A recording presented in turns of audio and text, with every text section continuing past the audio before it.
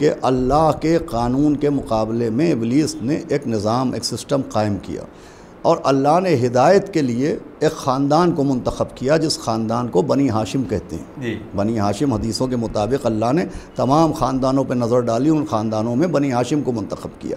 تو جیسے اللہ نے ہدایت کے لیے خاندان ہاشم کو منتخب کیا تھا، ویسے ہی ابلیس نے گمراہی کے لیے خاندان امیہ کو منتخب کیا۔ بنی ہاشم ہدایت کے لیے اللہ کی جانب سے نمائندگی کرتے رہے، اور بنی امیہ گمراہی کے لیے شیطان کی نمائندگی کرتے رہے۔ تو اصل میں بنی امیہ کا جو خاندان ہے وہ شیطان کا نمائندہ خاندان ہے، چنانچہ اس کی دشمنی آج تک برقرار ہے۔ وہ تمام افراد جو شیطان کے پھندے میں پھنسے ہوئے ہیں، وہ ظاہر سی بات ہے گمراہی کے لیے بنی امیہ ہی کا سہارا لیتے ہیں۔ دوسرے دیکھیں، بنی عباس بھی اہل بیت اطہار کے دشمن تھے، روایتوں میں یہاں تک ہے کہ انہوں نے بنی امیہ سے بھی زیادہ مظالم کیے۔